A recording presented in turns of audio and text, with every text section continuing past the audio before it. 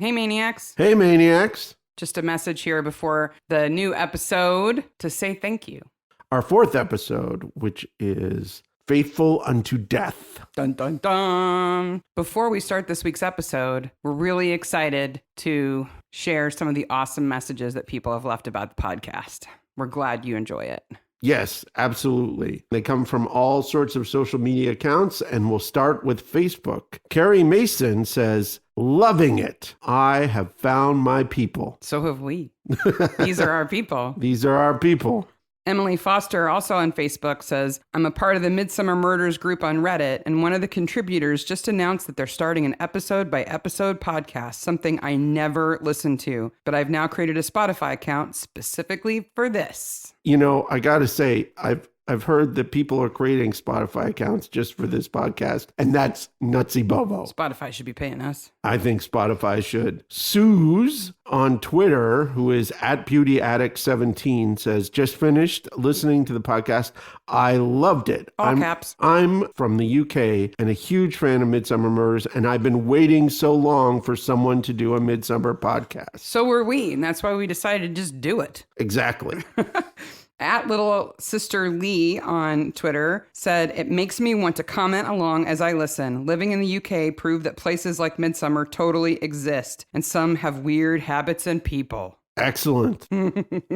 Over on Instagram, Balik says, I'm only 11 minutes into this podcast, and I love it already. We love you already. Yes, we do. Christina Hanner says, so I'm not even all the way through the episode yet, and I've come to tell you how much I'm loving it. I don't know anyone who watches Midsomer Murders, much less adores it like I do. Lifelong fan of all or any murder shows that are British, and Midsomer is my favorite. So your podcast is like listening to friends. I wish I had to discuss the show with me. That's how we felt for the longest time. That's when we thought we should make the podcast. And, you know, I think it's one of those things that's going to limit how many listeners we have, because all of our listeners are people who love Midsomer but don't know anybody else who loves Midsomer, so they can't recommend it to their friends. On Reddit, Beverly Cleverly has said, really enjoying the first half of the podcast. Going to listen to the rest on the way home in the traffic with all the constables on the freeway. Gang on Reddit says, my family give me so much good-natured stick for loving Midsomer Murders. I felt like I have found some allies. Love the concept. Looking forward to the next episode. Tiamata says, I'm about 20 minutes in the episode and already love it. I keep yelling yes as I listen during my commute to work in the morning. So good. And Recrowan? Recrowan? Yeah. Over on Reddit says, OMFG, wife and I are stoked. And Sorsha4564 says, seriously, I just signed up for Spotify specifically so I could listen to this. That's so awesome. We also got audio from Brandon in Texas who says this. And I love the episodes. I hope you keep them coming. And again, Mark, Sarah, I hope you have a wonderful week. And I look forward to the next episode. So once again, we just want to say thank you to everybody for listening and commenting. It makes all so awesome to be part of this community and part of a bunch of people who felt like they were alone and had no one to talk to about this show when we're all together now talking about it. We're excited that you're excited, and there's lots to talk about for each and every episode of the show. And so we hope you'll go to Reddit, Instagram, Facebook, see the show notes, leave us a comment, answer some of the questions we pose, like who should play Troy's wife if he was married in the show, and lots of other controversial topics about camshafts versus crankshafts and all kinds of other fun things. We hope to see you there. Thank you so much for listening. And now on to episode 4, Faithful Unto Death. Enjoy.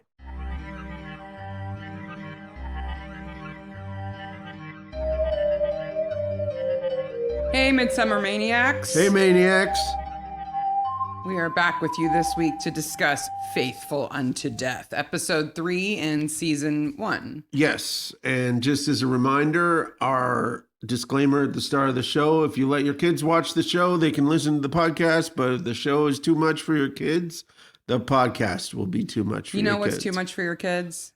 Simone's horrible clothes in this episode. Simone's horrible clothes and the corner of lesbian love pictures. They're just in bad taste. Lesbian love is all good and fine, but those pictures are in bad taste. It has nothing to do with the fact they're lesbians. Nope. And everything to do with the bad glamour shot photography. I'm Sarah. And I'm Mark. And we're glad to have you back for this discussion of an episode in which we wait 44 and a half minutes for the first death.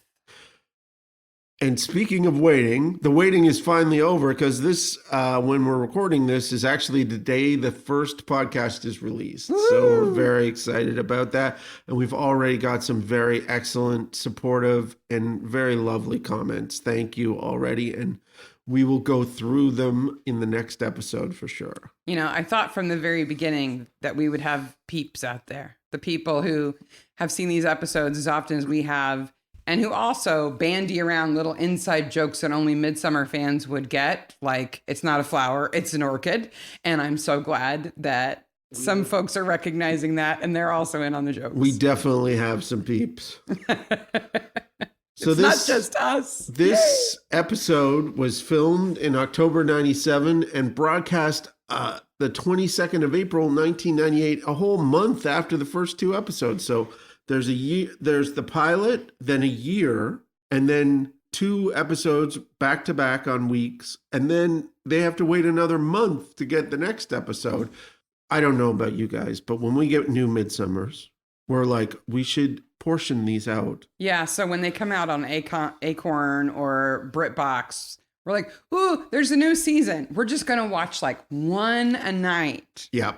And then 7 hours later, we've watched them all. It's 1 a.m, and we're like gorged little piggies on the couch having watched all of them. Yes. Because we can't control ourselves. This is also a Carolyn Graham book. It's the 5th book in the Barnaby series. Actually called Faithful Unto Death, which is a reference to Revelations 2:10, which I hadn't read. But once I looked it up, I realized how appropriate it was for the end of the episode. Here's the quote. Does it never end? Because the ending of the episode ends like 4 times. I know. Here's the quote, a little Bible reading for us. Fear none of those things which thou shalt suffer. Behold, the devil shall cast some of you into prison that you may be tried.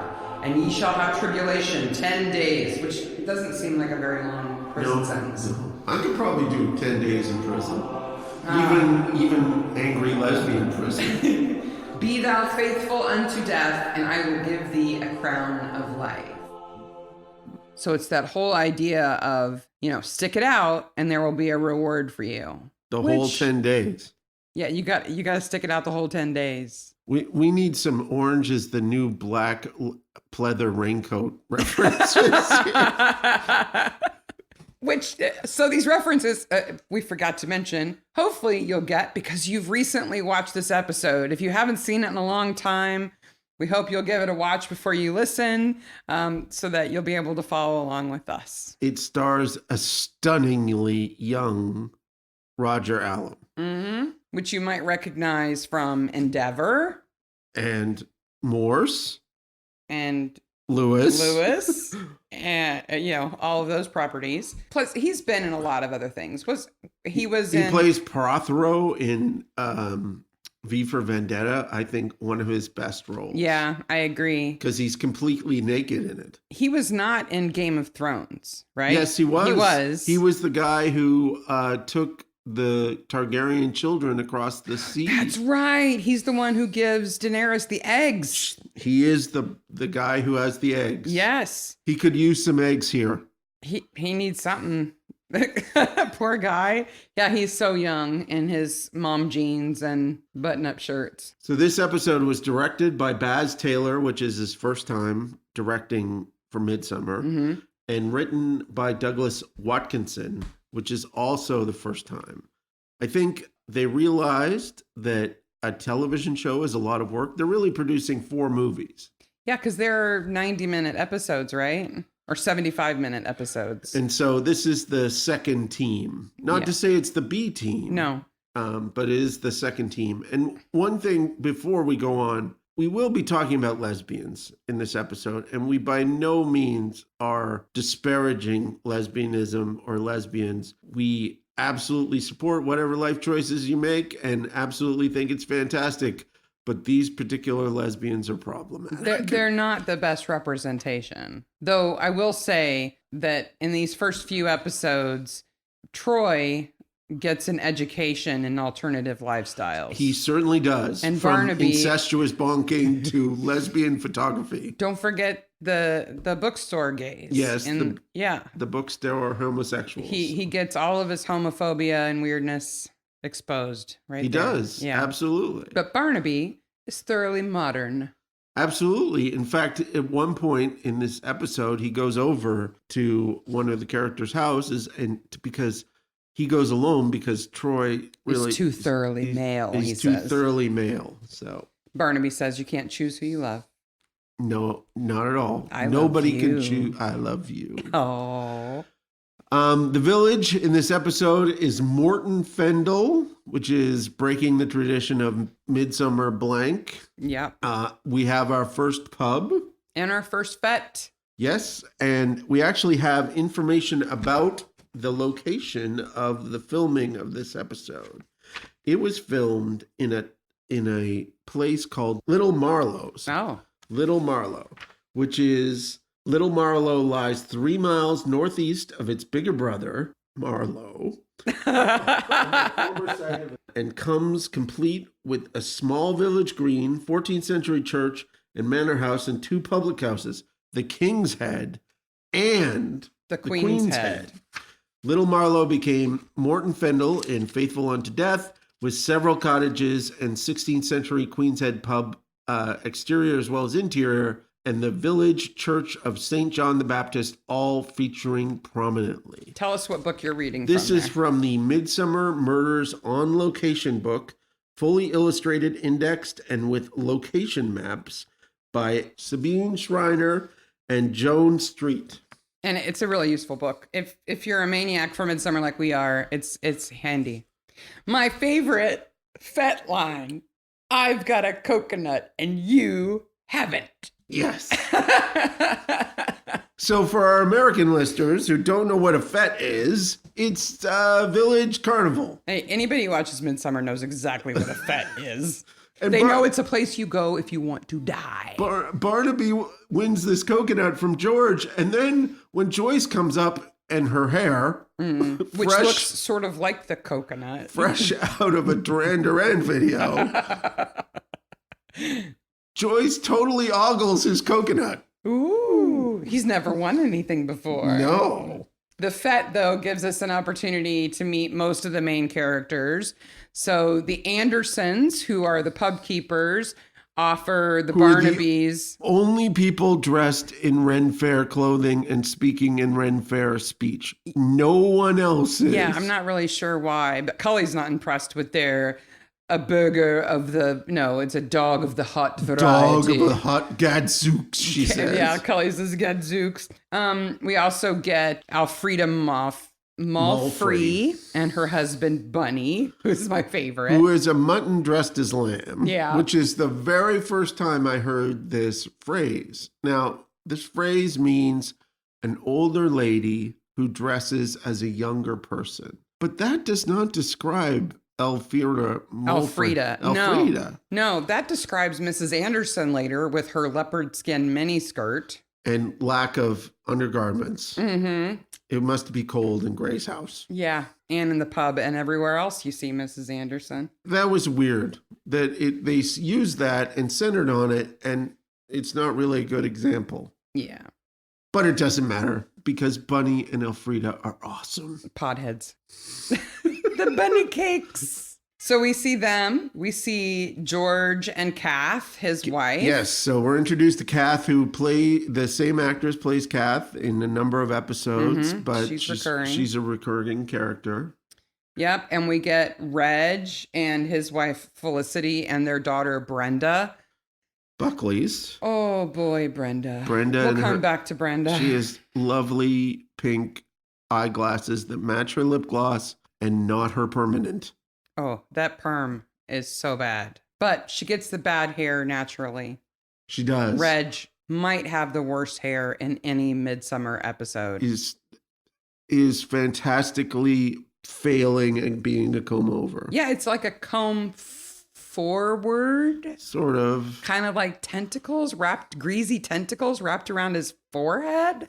The worst hair, maybe. And we'll have to like do a wrap-up episode at the year end. The worst hair, I think, in Midsomer on a man is the episode where Jones goes to the cult pretending to be a tech billionaire, and there's the guy who thinks he's going to sleep with everybody. Oh, his hair is bad, you're right. That guy's hair is bad. We'll get to that one.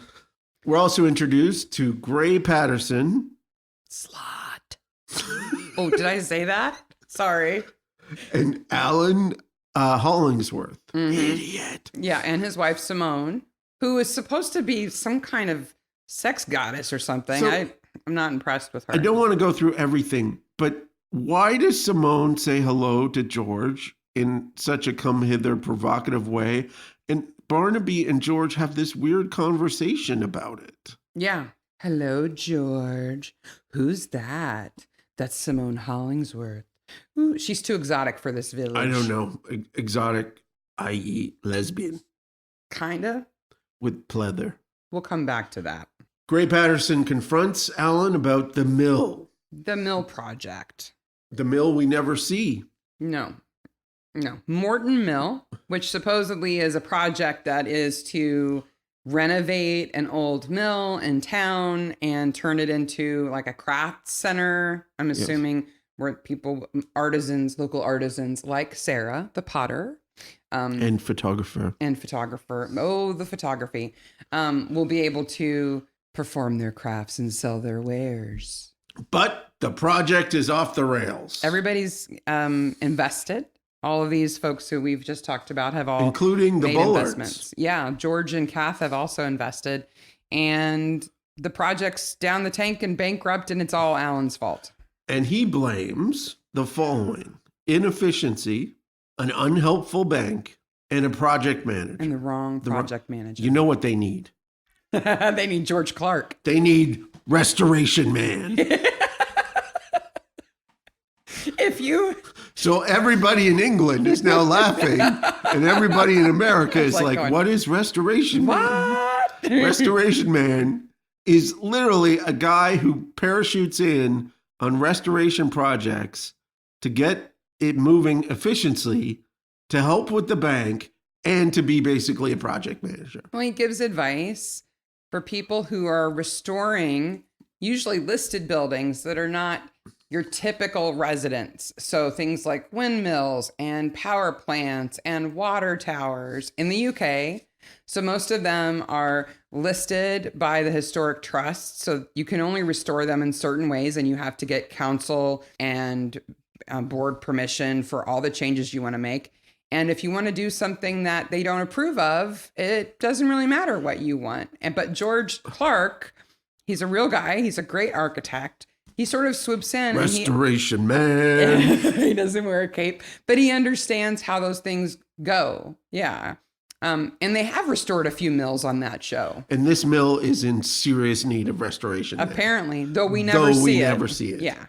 But it's not uncommon for a project like that to be held up in the planning with a local council or a historical society. And they hold it up and they delay it because they have their own concerns about the plan. So this is a known plot point. They're not stretching it here. No. At some point in time later, and we'll go into how this episode again has days that are all screwed up. At some point in time later, the Barnabys are over at the Bullards, and Kath and George tell the Barnabys about the project. Kath says that Gray Paterson attempted to bribe her. And threatened her. And George, who is a coroner with the police. Probably an officer of the court. Just drops it like, oh yeah, they threatened Kath. Like, if Barnaby was my friend and I got threatened, I'd be calling Barnaby. You'd be blip, blip, blip, blip, blip. Hello? Hey, Barnaby. Hey, Tom. I'm your friend. You believe me. Yeah. So they find out that there's some nefarious stuff going on. Now, the whole plot here, right? Nobody's died yet. There's no cold opening with a body. Nope. Right No. now, the only crime we have is one that Barnaby sort of sniffs out because he breaks up a fight at the fete. Had he not been in the tea tent to break up that fight, the rest of this episode doesn't happen. I can see that. Because the only reason that they even get as deep into the crime as they do is because Barnaby is really freaking nosy. And I think Brenda wouldn't get killed because Troy wouldn't be in her house. Right. So really, because they went to the fete, and this is a common thing in this show, death occurred. Yeah. I mean, people get shot at fetes. They get bow and arrows. They Young get an arrow in Sherlock the back. gets shot right with a bow and arrow. Yeah. He's not the only one who gets shot with an arrow at a fete. No, the drama teacher Yeah, gets the shot actor with in a later episode. We've got this crime that maybe or maybe isn't a crime. Alan maybe is embezzling money. Gray definitely made a threat to Kath. Barnaby goes all manly copper on him. So Gets in his face. Barnaby and Troy head off to Gray Paterson's, okay. Mrs. Anderson is there. Mrs. Anderson and her lack of clothing is there, and the door is wide open. Yeah, what's up with that? So we're to assume that they were upstairs with the hanky-panky and they just left the front door open? Shut the front door. If you're going to be sleeping with somebody else's wife, yeah, at least shut the front door. So he threatened, they go over the threat with Gray, who's like, oh, I didn't threaten her at all. Oh, yeah, I guess I did. And there has the great line that Barnaby delivers. Kath is a friend of mine.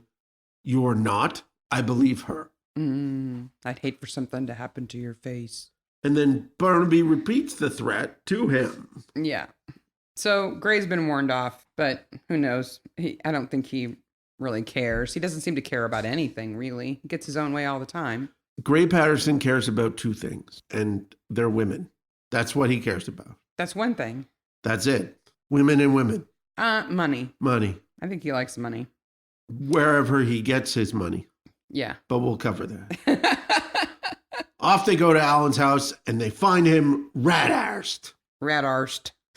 And so he's drunk. He's passed out on the floor, but he's passed out in such a weird spot. Like in the corner. Like he got up to get some more alcohol and then fell in the corner.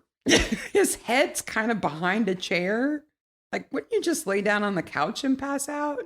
I guess. Not when you're rat-arsed. Apparently, when you're rat-arsed, you wedge your head in the corner. I have a question, though. Where is his wife? And the answer is, as mentioned previously, bell ringing. Yeah, which is another dangerous thing. Though she's not really there. No.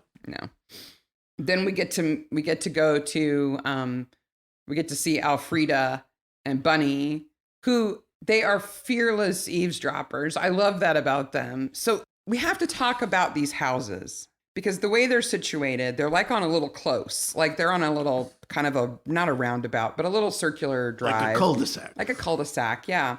They're all freestanding. Giant.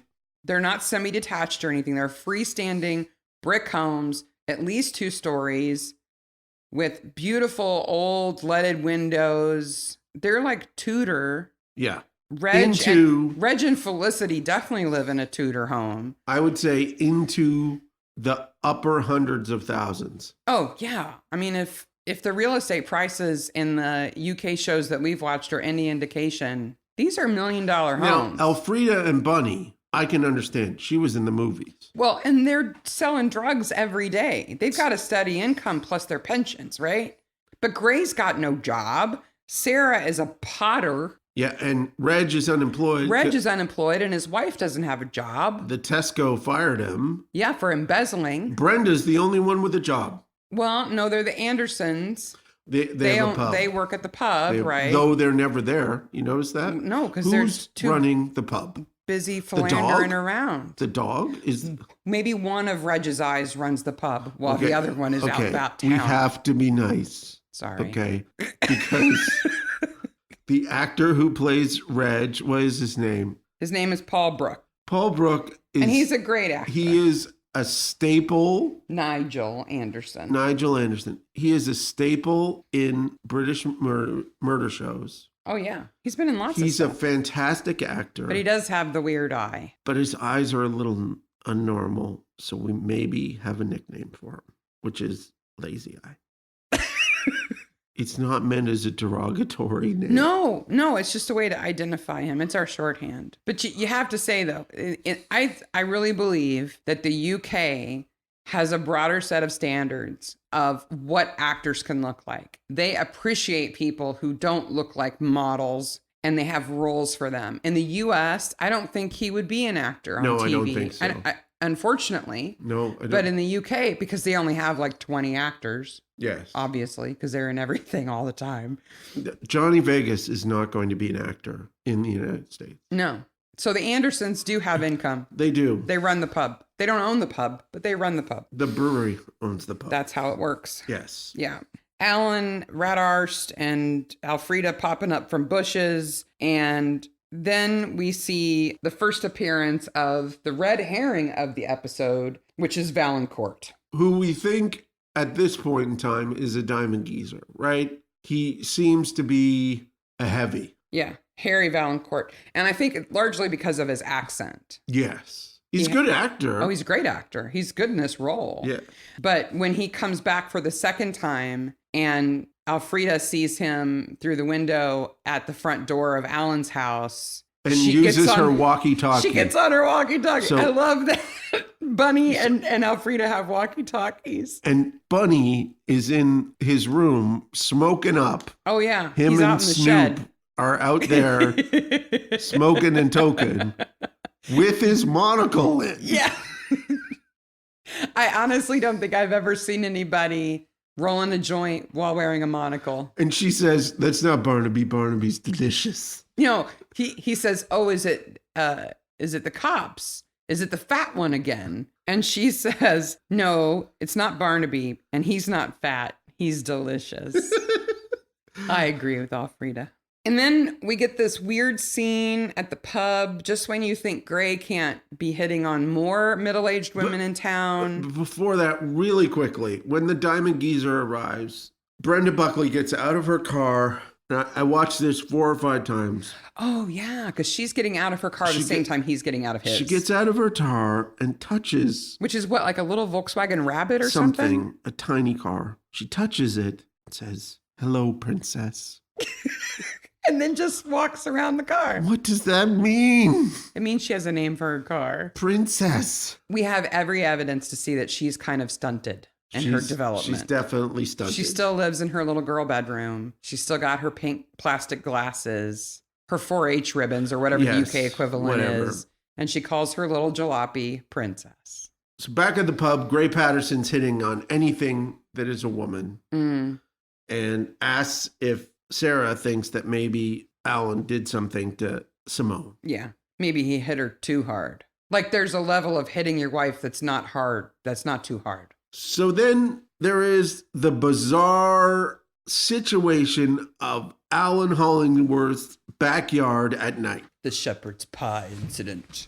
So he digs up the money that he's embezzled from the mill. While doing it, Brenda goes past Princess and brings him a shepherd's pie.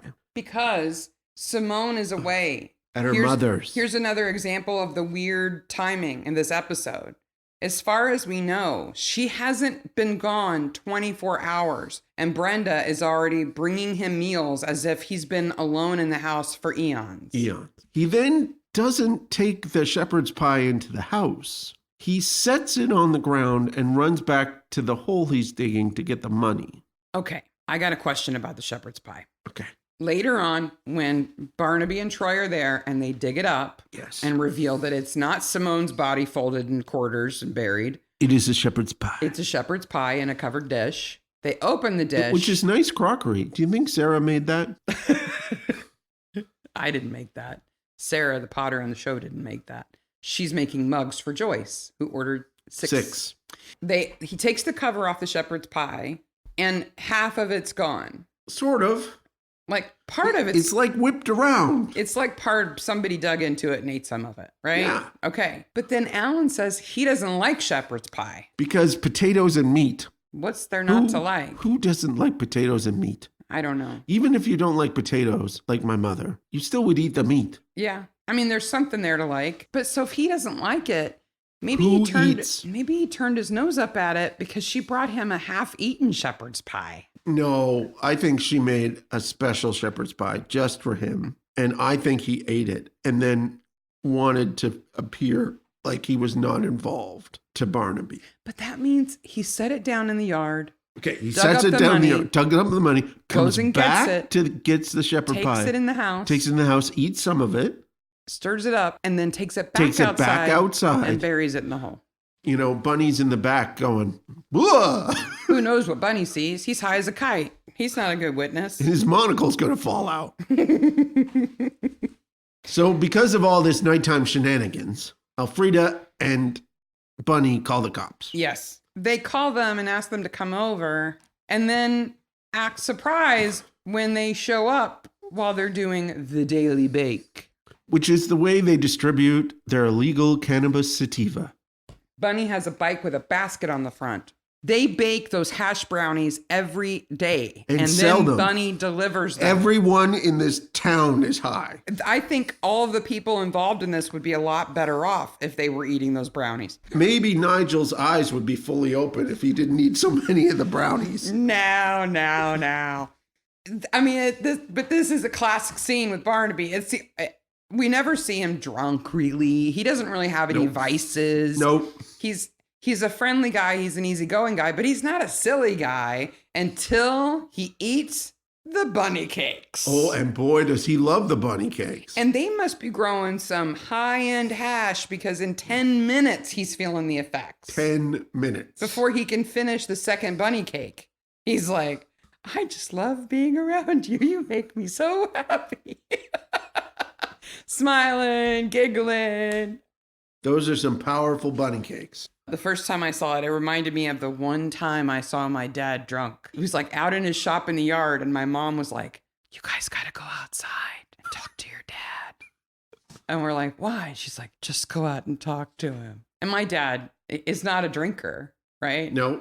But he was good, buzzy, happy from someplace he'd been with the guys, and they dropped him off. And we went out there, and he was everything was so funny. And Barnaby is the same way. He can't even talk to Alan. Oh my gosh. He's just giggling. And just basically says, Troy, dig a hole. Dig a hole. Yeah. He goes, do we have your permission to dig a hole? And Alan goes, no. And they go, thank you. Yeah. The first time they kind of disregard the law or the rules in this episode, they'll do it several more times. And then we find out So the whole shepherd's pie thing comes out. Yeah. Troy goes upstairs and actually does some more good policing. The old, where is your bathroom? I need to wash my hands subterfuge. Yes. Right? He finds that Simone's clothes are in the closet, but her jewelry is He gone. comes in like a doctor. Yeah. And wipes his dirty hands on a clean towel instead of actually washing them. I gotta say, I don't think Simone is much of a house person. Well, Alan's certainly not a housekeeper. No, he's just Rat-Arsed. Yeah. And later, everybody meets up at the pub. Well, so the best Barnaby High scene is when he meets with George and Troy. And he's walking on George the wall. tells him about the meeting, and he's skipping along the wall. Yeah. And George is just like, what is going on? But doesn't say anything. Doesn't say. Because that's apparently what George does. He doesn't say anything. So off to the pub. Basically, there's a mob going to happen. We've got our whole cast of characters there. Bunny is slightly confused, mostly because he is high as a kite. Yes. Barnaby seems to be coming down. And in that conversation, we find out that Alan is bankrupt because Doreen Anderson has called the lawyer who has referred her to the receivers. And somebody mentions $90,000. $90,000. So it is implied that this group of people has invested $90,000. Or that's the total sum that's been invested that they know of in the mill project. Yes. So we know Alan has pocketed at least $90,000 or something close to it, right? But then Barnaby reveals to them that maybe they shouldn't go lynch Alan because he thinks his wife has been kidnapped. And that they're all suspects. Yeah. And they all had a motive to do that. In order to get ransom money from Alan, to recoup their cash. So Reg Buckley's wife says, let's go talk to Reg, Mm-hmm. which is really code for, I'm going to tell you everything awful that Reg has done. Let me throw my husband under the bus. Ba-bum, ba-bum. In my living room full of stuffed birds. Yeah, so Reg likes birds. In case you didn't notice, the birds in the living room and the birds upstairs, and Troy reading a bird book. And there are other bird books on the book. The birds. But Reg and Felicity also have something else interesting. They have a CD player.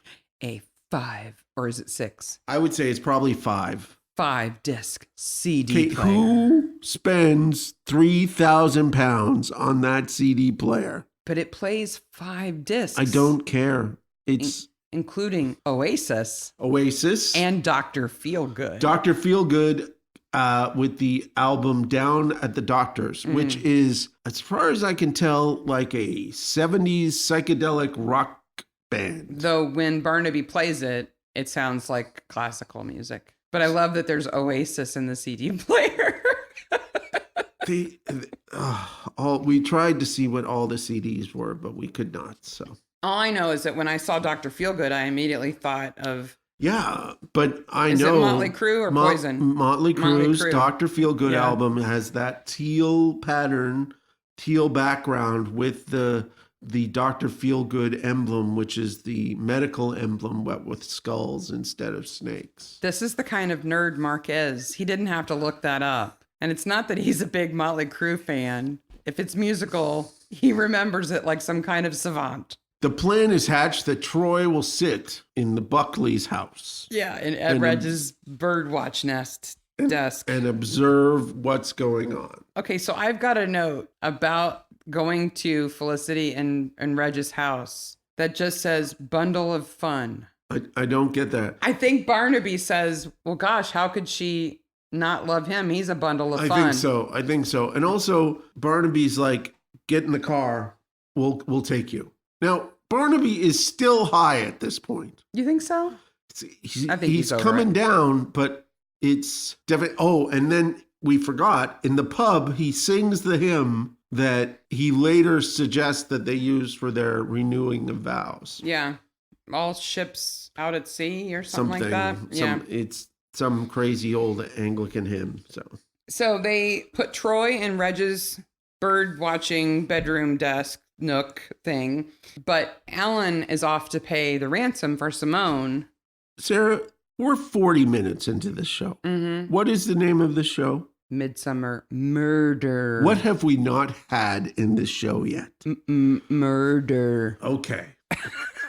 But a murder is coming. Yes. Right? So Troy tries to get off after them. No, but Brenda writes him a note. Yep. She writes him a little love note. She even kisses the envelope. Like she kisses Princess. So he can get away. And he blows her a kiss when he's gone. Yeah, he says, thank you. Thank you. And then he ditches the suitcase of money in a rug shop, a carpet booth at Finley Market. I guess Finchmere Market. Finchmere. Now, where this market is, we have no idea. Finchmere. I guess. It's where the hell that is? It's near Morton Fendle.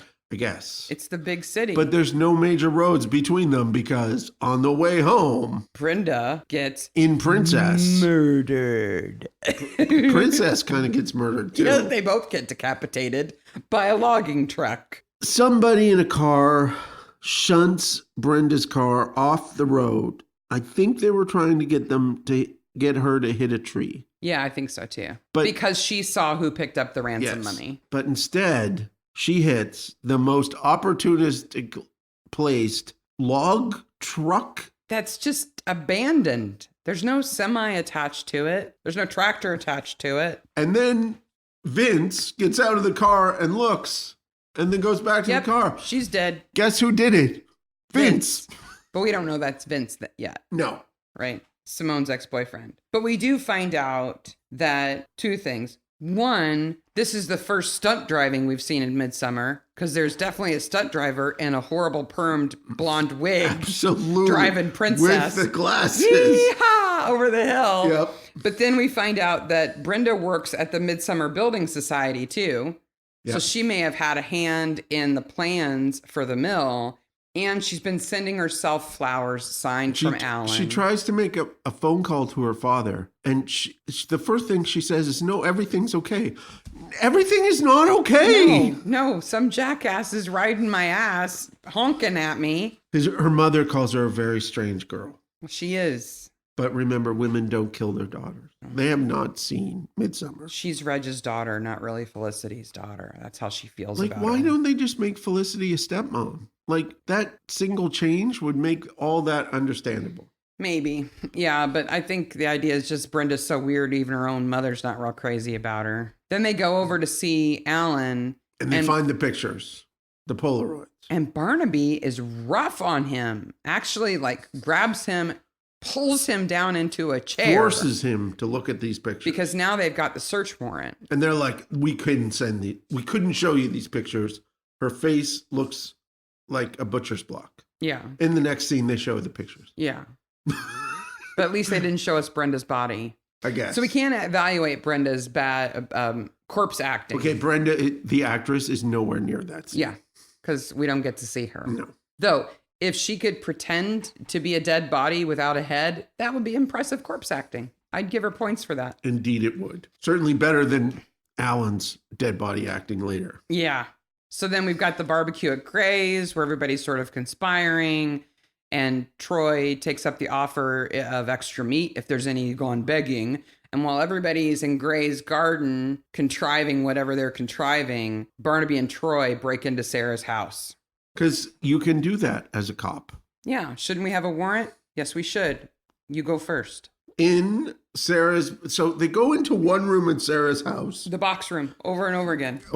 It's Keystone Cops. Right? Now, okay, this is a potter who could not afford to give to the Mill Project. Nope. She lives in a 3-story Tudor house in England. Which she bought because she knew Simone and followed Simone. How did she afford to this village? What is she selling her pottery for? I don't know, but it must be some good pottery. So they go upstairs and they find the corner of lesbianism. Yes.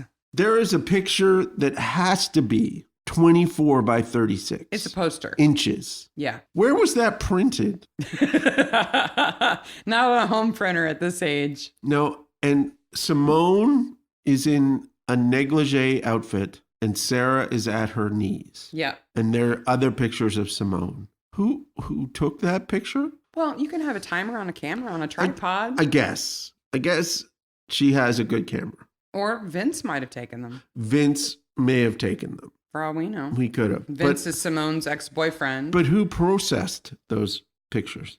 Well, if she's a photographer and a potter, we never saw her kiln or anything. No. So maybe she also has a darkroom.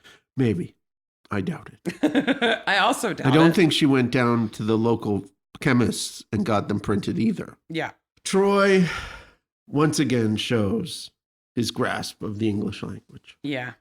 He calls them a couple of old dykes. Which is just mean. He's just so mean.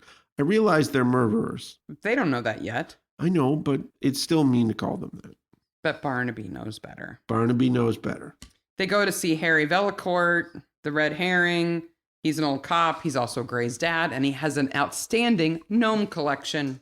And he is the anti-Barnaby. He is. He is. He says, I'm divorced. I drink too much. I'm overweight. I eat too much. I smoke too much. My kids don't talk to me. And yes, I'm a copper. Yes, I'm a copper. And or I was a copper. Barnaby is none of those things. No. He is the anti-Barnaby. Yeah, they're the yin to each other's yang. But and he they does also have a just, better gnome collection. They also just park in the middle of the street. They do. But he lives kind of in like a trailer park sort of subdivision-y thing. The good thing about Vellicott is he figures everything out. He's like, I bet you have pictures of Simone in beaten up. Yeah. And you want to go into my caravan to have a look and see if it was in there. Go ahead. Of course you do. He is the innocent man. Yeah, he is. He's portrayed like this ominous threat, but yeah, he's not. And then next from Midsomer, we have Barnaby TV. Yeah, Barnaby's on TV. And he talks about the Saab 900, which should be a Saab 9000. Right. And then they show a picture of the sketch. It's a photo fit of Arnold Schwarzenegger. Yes. I don't know if Vince realizes he could have framed Arnold for this. Yeah, because Vince is this tall, scrawny, scarecrow, sunken-eyed looking dude. And Arnold is not. Not. He's the opposite of that. But it's kind of fun to see Barnaby talking to a news anchor, asking for the public to help them identify this car. And then there's this awesome little moment. Again, if you remember, we talked about this last time, where in the books, Troy is married to a woman named Maureen, who constantly accuses him of having a thing for Cully. And in this episode, and in the last episode of the show, we definitely get these little hints that Troy does think that Cully's cute. Cully comes over to Elfrida's and he's like, if you weren't the governor's daughter. Exactly. He says that when he sees her going in the house. Oh, I didn't hear it that way. I heard it like, oh, if you weren't the governor's daughter. but Troy's a romantic. I'm going to say Of course, Elfrida thinks they're brother and sister. So, that was the first episode. yeah. We've already done the incestuous bunking. Alan gets offed. Yeah. It might be Lazy Eye. It might be somebody else. Speaking of eyes, he's a good actor, but he's not a good corpse actor. Troy opens up one of Alan's eyes and his other eye opens. It tries not to, but Tries really hard not it flutters. It flutters. to. He's not Rat-Arsed. He's dead. Yes. And they find out that he's been drugged with haloperidol, which George, who's a doctor, says is a sleeping pill. But that's not what haloperidol is. It's actually an antipsychotic that's used for schizophrenics and for people with Tourette's syndrome, which is a completely different situation and makes you wonder where the killers got it. A lot of people may have some sleeping medication, but if Sarah has secret Tourette's, there's all kinds of things we missed out on. Yes. The dog pulls the Andersons around. They get accused of being the murderers. They're not. From pompous ass to petty thief, And Barnaby says. God, Barnaby hates Nigel Anderson so much. You never see him really hate anybody. Because he's skimming from the till. He's stealing from the brewery. No, it's because he's so pompous. Yes. He hates him before he knows that he's taking money They from really the don't brewery. like each other. No. So they find Vince's car and they find Vince. And Troy punches him. So Vince does a runner. Yeah. Because, that's what you do. When the police come in your house, just run. Through For the rest house, of your life, apparently. Through the house. Troy gives him a bump. He and punches him in the gut. Punches him in the gut. And Barnaby has no patience for Vince. None. Absolutely none. But it's Joyce's birthday coming up. Yeah. So they're going to go see Cully with Elfrida and Bunny and Cully to Cully's show. Now, Cully is at least smart enough to figure out that they're giant pot smokers. Yeah. And she lets it go. She lets it go. Clearly, Cully may have imbibed in some substances at Cambridge. Well, she did get sent down. Yes. Or she stepped down. Or she walked away or whatever. Something. She quit. But when Barnaby goes to Sarah's house alone, because Troy is so thoroughly male, he's been sent off to buy, what is it, Grigio Fablona, something? Expensive perfume. Italian and perfume. champagne for Joyce. He goes over to see Sarah and he goes to get the milk out of the fridge and he sees a chicken leg. Dun, dun, dun. The lesbian vegetarian does not eat chicken. Which we've learned at Gray's Barbecue. So that's our first big clue that things are not what they seem. Then we see this awful play. Now I have to say, both Mark and I each of us. Does anyone know what this play is? Because we have looked. We did a thorough search of the internet. I shall write a novel named Hollow Moonlight. How life dashes our hopes and dreams. Oh, it's just horrid. Horrid. And Cully's wig looks like a Romulan wig. She's like Mrs. Fisher. Mrs. Fisher with Romulan bangs. Well, Mrs. Fisher is a Romulan. No, Franny Fisher's wonderful. Franny Fisher is wonderful. If you haven't watched the Miss Fisher mysteries, you should. They're very good. But we find out that Simone was good at makeup because Elfrida cries because she's embarrassed. She thought the champagne was for her, but it's Grigori not. Fellini. Ah, thank you. That's That's Gray's deodorant. Yes. And Joyce's parfum. Next, Troy naked. Yeah! Troy nipples. Woo, woo, woo. Troy is in bed. And Why does Barnaby call him in the middle of the night? Middle of the night. We watch these episodes and rewatch certain things over again. I'm like, pause it, rewind. And we're in the living room with all of the children watching with us. And first of all, I didn't notice that Troy has an X-Files poster. Yeah, right above his bed. Which I am a huge X-Files fan. Mm-hmm. And I didn't even notice it. Then you were too busy looking at his nipples, weren't you? Well, no. I was trying to figure out what videotapes he had behind the bed. He has the bill, for sure. Yes. But then he has the show that has everybody in it that we never get to see. Right. But then he has 2 VHS tapes that have handwritten labels on them that no matter how much we paused it, zoomed it, turned our heads, got up to the TV, we couldn't read. We looked. So if anybody else is able to identify what those 2 VHS tapes are, one says ILLIT. That's all we could read.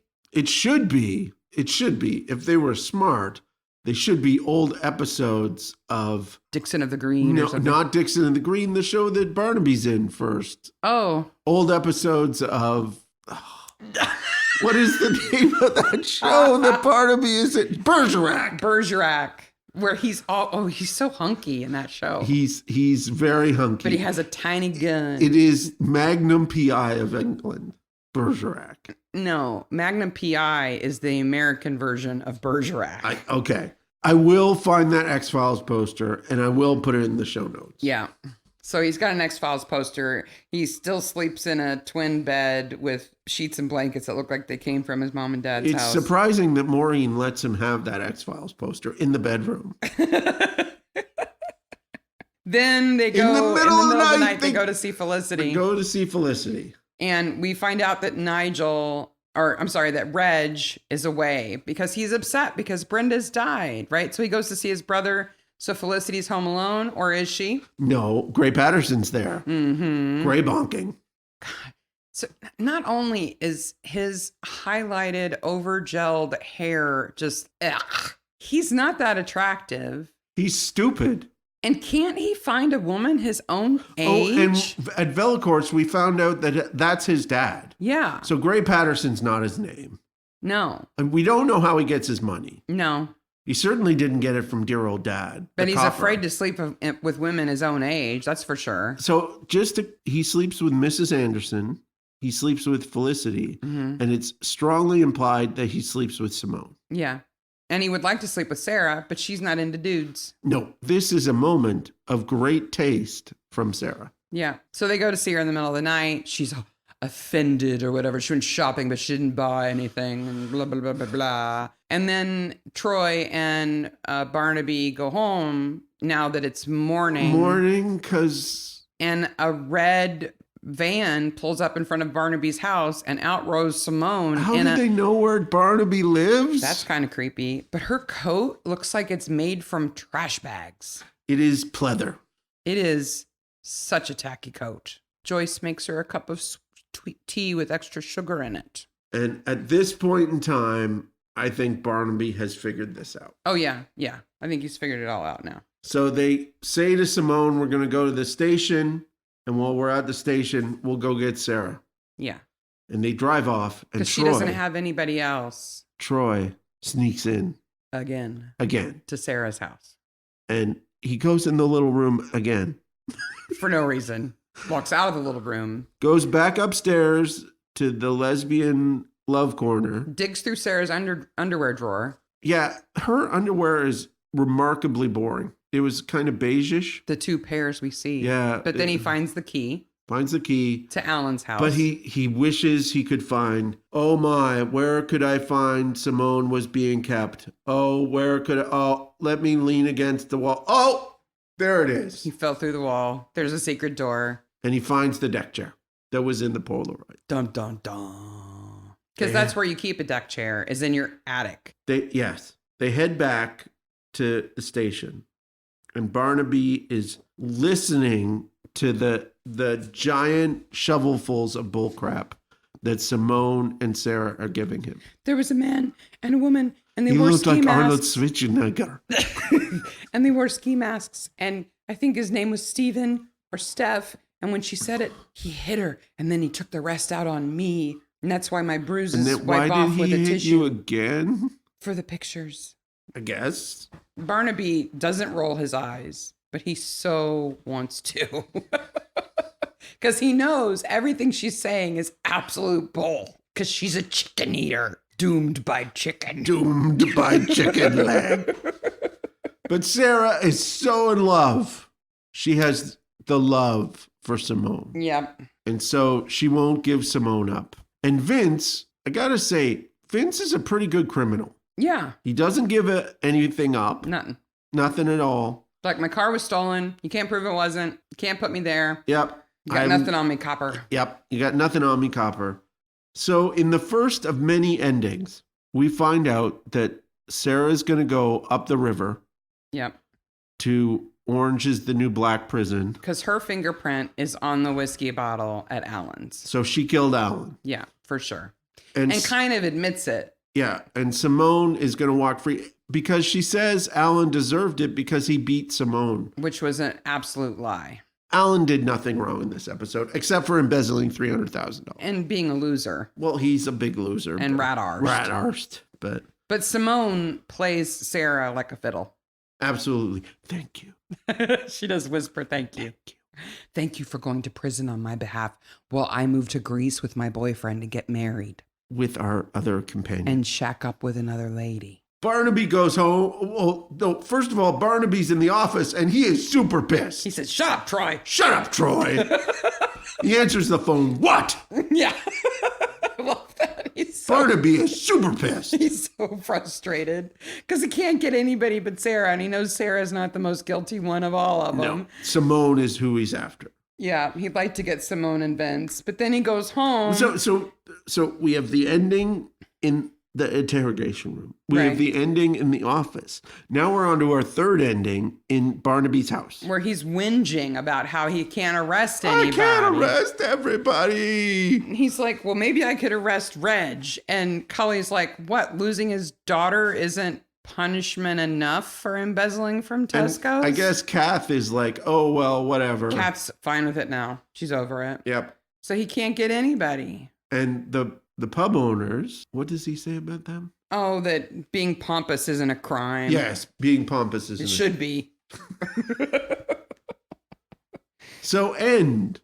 No. 3 months later. Fourth ending now. Troy's at the big house with the little door. The big house with the little door and the ladies. And the big box of candy that barely fits through the little door. That looks like the Millennium Falcon. That should have a file in it or something. Something. If you're going to take a box of candy that big to prison. But I think what they're showing is that Troy has matured enough. To take her candy? To go and talk to her. Yeah, I guess. Because he does it without Barnaby knowing.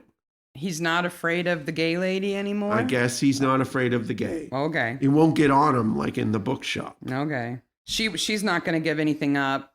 He says, call us if you change your mind.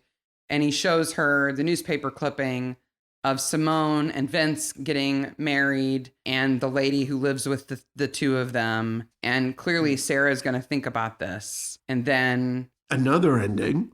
Yeah. Where Barnaby is dictating a letter that a woman is typing for him. The woman with the great big typewriter who has a desk next to theirs. Yes. She's taking dictation from him, which I've never seen them do either. We and missed an ending. What ending did we miss? We missed the Bunny and Elfrida episode. That's right, with the weed killer. Okay, we'll get back to that. Yeah. So the phone rings and Troy's like, it's Sarah Lawton.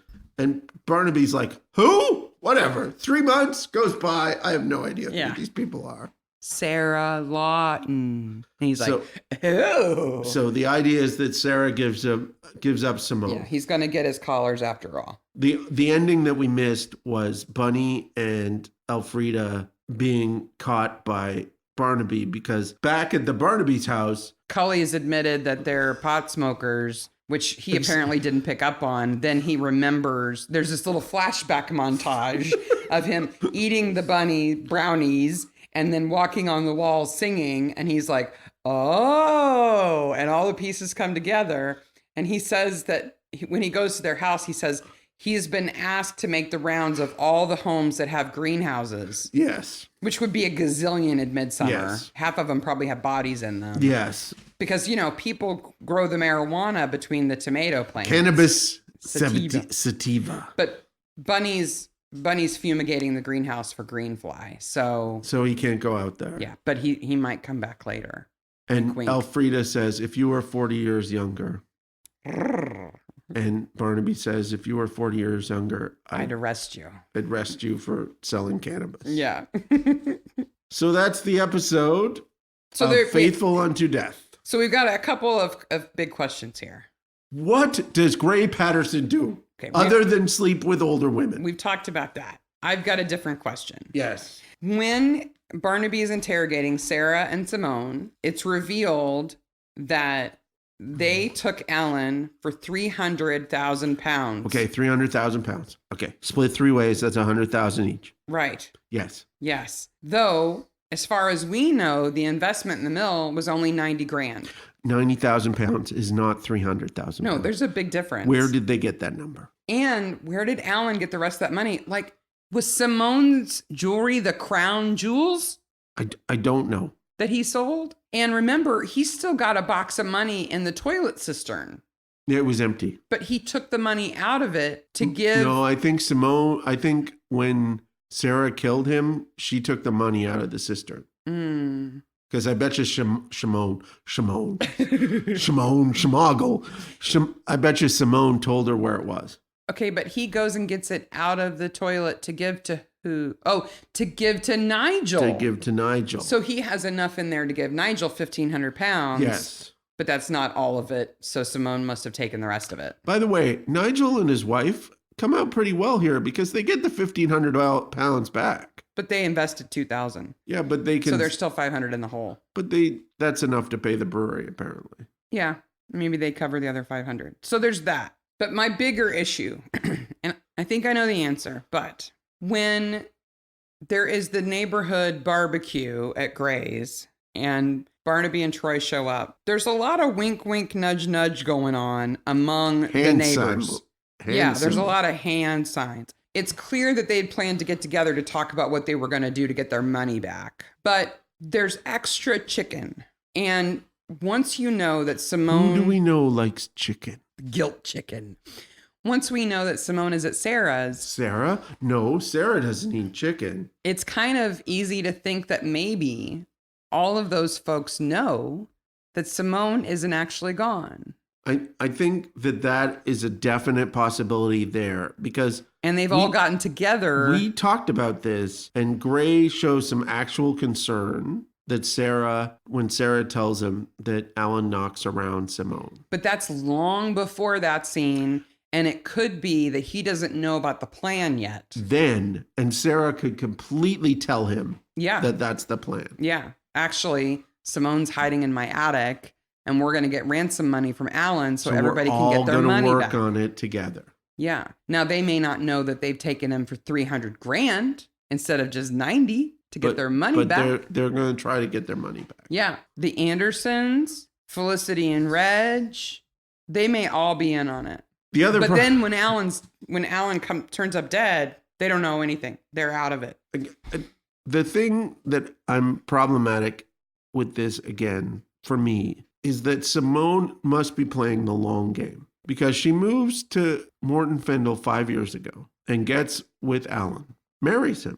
Yeah. The mill project doesn't seem to be a long-term project. No, wait a minute. Okay. Now, I'm not sure of the chronology there because Sarah lived above Simone and Vince. Yep. But when Felicity tells Barnaby and Troy who Vince is, that he's Simone's old boyfriend, they say... But wasn't she married to Alan? And Felicity kind of rolls her eyes like, well, that's Simone. She may have been married to Alan all that time. So what made her go bad? Because she's evil, right?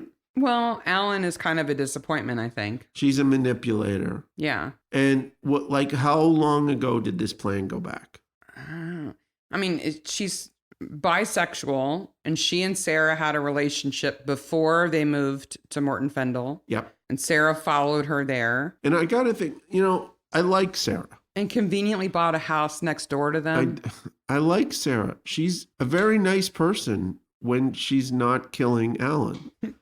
And she's caring, and she's really played as a sympathetic character. Mm-hmm. Wouldn't she be like, oh, Simone, I don't think that's a good idea. I don't know if Simone was in on her killing Alan. Oh, I totally think she wound him up. I think she wound Sarah up, but I don't think she said, here, use these pills. Oh, I do. You do? Yeah.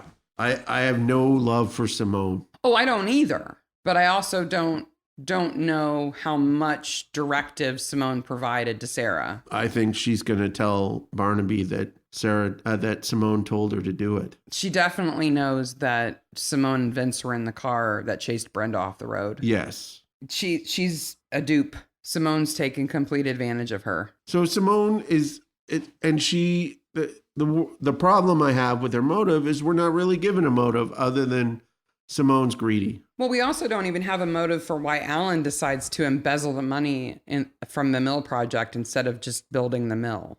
Yeah, we don't bad project manager. We have nothing for that. And then going back to what I said before, the lesbian subplot seems tacked on here. It's just an excuse for Sarah to be loyal to Simone. It is. They could have easily just have been sisters, secret sisters. Why couldn't they be sisters? Because it wouldn't be torrid, and Troy couldn't be weirded out by it. And if you have pictures of that, of you and your sister like that, that's again the first episode. That's Badger's Drift territory. Incestuous bonking Badger's Drift territory. I have one solution that explains all of this. Yes. I know what drove all these people to be as nasty and wrong as they are. And what is that? Brenda's hair. Brenda's hair. Brenda's hair would make anybody crazy. We were all high on bunny cakes, and then we saw Brenda's hair. We all just lost it. Lost it. It's a fun episode. There's lots of little things, including Troy's nipples, to enjoy. And Roger Allam, who we love. Yeah.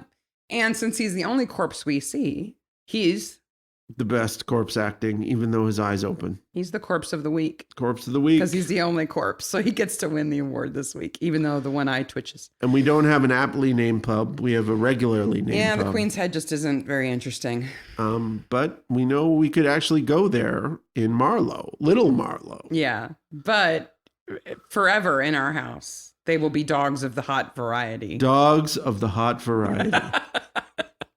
A veggie burger. It's an episode of food. Dogs of the hot variety and Shepherd's Pie of Shepherd's Doom. Pie of Doom and the chicken leg. I've got a coconut and you don't. It's lots of food in this episode. Our next episode will be Faithful Unto Death, which is... No, that's this one. No, yes. Our next one is what? What is the name of the next episode? It's the one with the cult. It is the one with the cult. The next episode is named Death in Disguise. So between now and the next episode, you have just enough time to craft your very own pyramid hat to wear while you listen. While you're listening, please craft a pyramid hat. We'll be wearing them. Absolutely. And matching jumpers. If you like what you hear, please like and review us on any of the podcast things that we're on. Because we're on all of them. We're on all of them. Hopefully we're on iTunes soon. I sent them a nastygram today and said, why are we not on iTunes? And they said, it takes 5 days. And I said, it's been 5 days and I haven't heard back. Maybe they count days like they do in Midsomer. Maybe. Who knows what day it is? Who knows what day it is? And leave us a comment. Do you think that all the neighbors were in on the kidnapping of Simone, or was it just Simone and Sarah who contrived that plan? And unlike other episodes, do not send us any bunny cake recipes. Yeah. Did you have hair like Brenda? back in the Oh, 90s? I'm If you sorry. did, send us a I'm picture. really sorry. Maybe you had pink plastic glasses. Maybe you went as Brenda for Halloween. Is Oasis and Dr. Feelgood in your CD player? Hey, we'd love to know what you think about the episode of the show and the episode of this show. Our Twitter handle is at Midsomer Maniacs. The website is midsummermaniacs.com. And we're available on all the podcast platforms that you can give us. Where you might listen to your podcast. Yes, including YouTube's. Where you might have found the very podcast you're listening listening to. Hey, so until next time, bye, Maniacs. Bye, Maniacs.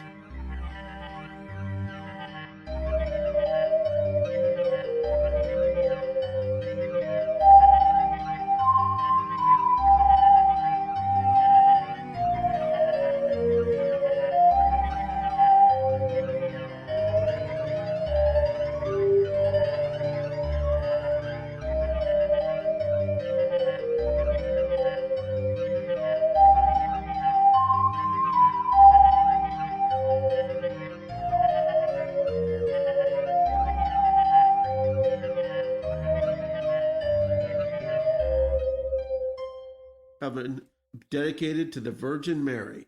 Okay, it's not a Benedictine coven. Convent.